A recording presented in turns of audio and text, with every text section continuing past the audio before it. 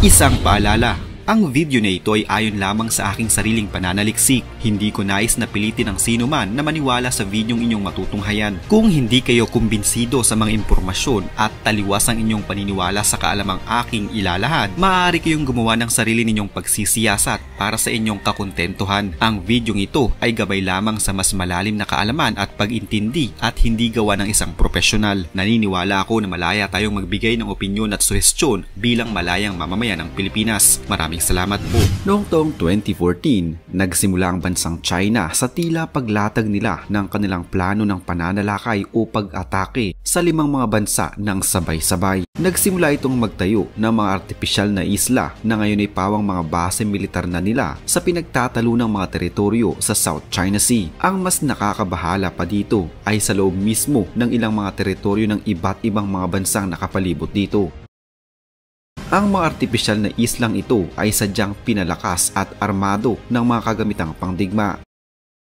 Tulad ng akin ang nabanggit sa aking nakaraang video, sa mga artipisyal na islang ito ay mayroon silang mga Type 22 Guided Missile Fast Attack Craft, Radar Array, Hangar, Helipad, Observation Post at daungan ng mga barko. Ang mga ito ay lagi lamang nakahanda sa oras na magkaroon na ng kaguluhan. Sa loob lamang ng nasa 2 taon, ang China ay hindi na lamang nakapagtayo ng 1 o 2 mga artipisyal na isla, kundi 7 na at ang 3 sa mga ito ay sobrang laki.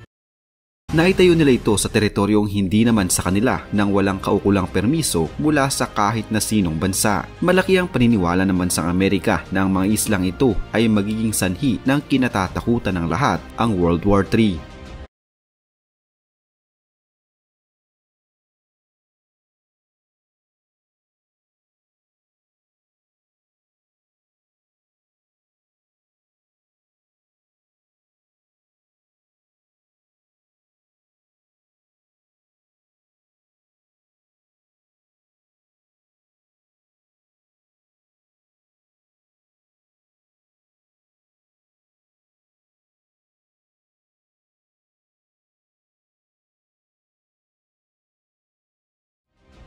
Sinimulan ito ng China's Communist Party at ang kanilang makasariling hangarin.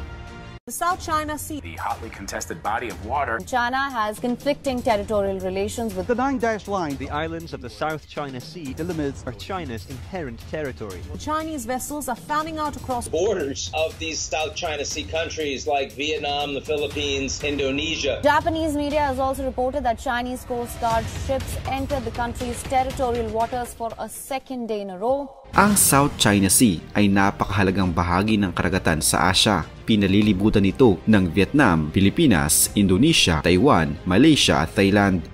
Pinaniniwalaan na ang parteng ito ng ating globo ay may nasa 28 billion bariles ng oil reserves, 266 trillion cubic feet ng natural gas at hawak din ito ang 1/3 ng marine biodiversity ng mundo na mahalagang bahagi ng ating ecosystem at ang napakaraming iba't ibang klase ng isda at yamang dagat sa lugar. Kung hindi pa sapat ang mga ito na maging dahilan upang pag-agawan ito ng iba't ibang mga bansa, alam nyo ba na ang South China Sea ay isang napakahalagang trade route o ruta na dinadaanan ng mga barkong nakikipagkalakalan? Noong taong 2019, nagkakahalaga ng nasa humigit kumulang 3.37 trillion US dollars na worth of global trades ang dumaan sa South China Sea. Ito'y nangyayari taon-taon. Ang mga pangunahing ruta ng papunta at paalis ng mga barko ay nasa Pacific at Indian Ocean. Ito ay dumadaan sa kipot ng Malacca at sa South China Sea. Sa pangkalahatan, ang mga oil cargo ay papuntang Hilaga habang ang mga food at manufactured goods naman ay patimog. Tulad na din ng aking nabanggit sa mga nakaraang video, nakadepende ng malaki ang bansang China sa pag-import ng langis upang mapalago ang kanilang ekonomiya at kanilang mga industriya. Nasa 50% ng ini-import ng China ay nagmumula sa Middle East at ang langis na ito ay dumaraan sa South China Sea. Ilang beses ko din ang sinabi na ang China ay itinuturing na factory ng buong mundo ng kung ano-anong mga produkto. Malaking dahilan ng pag-angat ng kanilang ekonomiya ay ang pagbebenta nila ng mga nagawa nilang produkto sa iba't ibang parte ng mundo. Siyempre, malaking bahagi ng mga produktong ito upang dalhin sa iba't ibang mga bansa ay dumaraan pa din sa South China Sea. Kaya naman masasabi natin na ang South China Sea ay napakahalaga para sa bansang China. Nagagawa ng China na magpalutang-lutang sa South China Sea at magpadaan ng kanilang mga barko, pero hindi ito nangangahulugan na ang buong South China Sea ay pag-aari nila. Ayon sa kasunduang nilagdaan sa United Nations Convention of the Law of the Sea o UNCLOS noong taong 1982, ang bawat teritoryo sa katubigan ng bawat bansa ay may i-extend ng hanggang 12 nautical miles o 22 kilometro mula sa kanilang mga baybayin. Pero pinahihintulutan ang mga foreign vessels na makadaan sa nabanggit na sukat. Bukod dito, ang bawat coastal countries gaya ng Pilipinas ay maaaring maglagay ng kanilang tinatawag na Exclusive Economic Zone o EEZ na nag-extend muli ng nasa 200 nautical miles o 370 kilometers mula sa kanilang mga dalampasigan. Sa nasasakupan ng EEZ ng bawat bansa ay maaari silang mangisda, magtayo ng kung ano-anong mga isla at gamitin ito sa pagpapaunlad ng kanilang ekonomiya. Ang lahat ng bansa ay sinunod ang patakaran na ito noon, kabilang na ang bansang China. Ito ngayon ang sinusunod hanggang ngayon at pinagbabasehan ng maraming mga bansa tungkol sa kanilang nasasakupan, ang 200 nautical miles na Exclusive Economic Zone. Pero bukod tanging China ang ayaw itong sundin sa ngayon. May mga nag-overlap na teritoryo mga bansang Brunei, Malaysia, Vietnam at Pilipinas, pero hindi nila ito pinagtatalunan o pinag-aawayan. Ito ay dahil nagkakaisa ang mga bansang ito na kontrahin ng China sa nais nitong angkinin ang buong South China Sea. Sa parting ito ng katubigan, tila ayaw sundin ng China ang napagkasunduan noon sa UNCLOS. Sa halip, ang kanilang sinusunod at ipinagpipilitan ay ang kanilang 9-dash line. Ang 9-dash line na ito ay sumasakop sa 90% ng South China Sea at ayon sa China ay kanila ang 90% ito ng karagatan. Ayon din sa China, isang Chinese explorer ang nakadiskubre di umano ng South China Sea libong taon na nakakaraan. Nakakapangisda na daw sila dito bago pa man maglayag dito ang mga taga-Europa.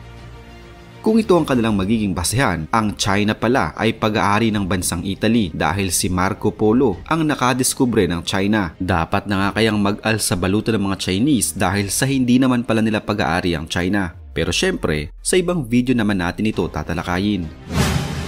At yun na nga, yan ang pinagpipilitan ng China at sinasabing pag-aari nila ang halos buong South China Sea. Kaya naman mas lumalala pa ang mga komprontasyon at hidwaan ng mga bansang sangkot dito.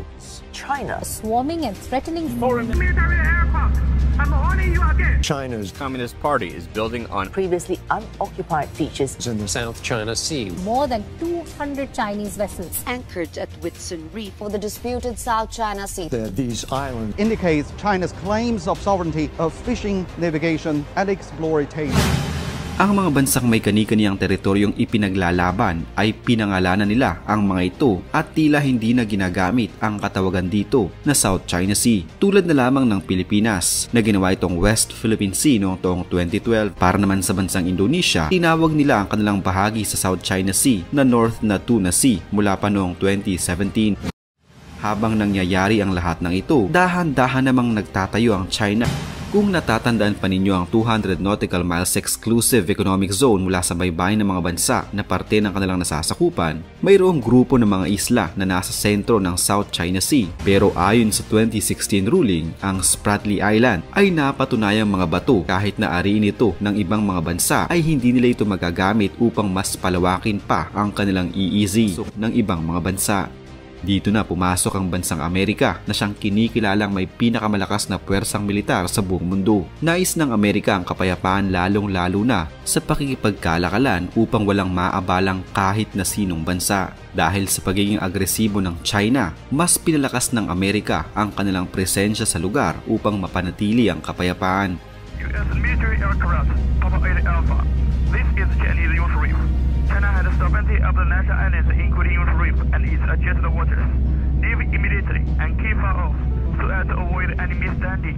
Routine occurrence for us on these flights. It happens throughout the flight where they come over and then we just go back with our standard response, and it really has no effect on any operation. Napakahalaga ng presensya ng Amerika sa South China Sea dahil ang pagnanais ng China na ang kininang halos kabuuan ng South China Sea sa pamamagitan ng kanilang 9-dash line ay nagbigay ng banta sa century-old commitment ng Amerika na freedom of the seas. Ang commitment na ito na kanilang pinangangalagaan mula pa noon ay naging malaki ang tulong sa Amerika upang makamit nila ang kung ano man ang meron sila ngayon. Nai-stabilize nito ang mga international commerce, naval tensions at ginagarantiya nito ang pantay na karapatan sa mga natural resources. At ito din ang dahilan sa ngayon kung bakit ang tensyon sa pagitan ng Amerika at China ay patuloy na nag-iinit. Sa mga agresibong aksyon ng China, tila hindi nila sinunod ang kanilang naging pangako noon at ang pagsuway nila sa kanilang pangako noon ang siyang maaaring maging mitya ng mas malalang kaguluhan.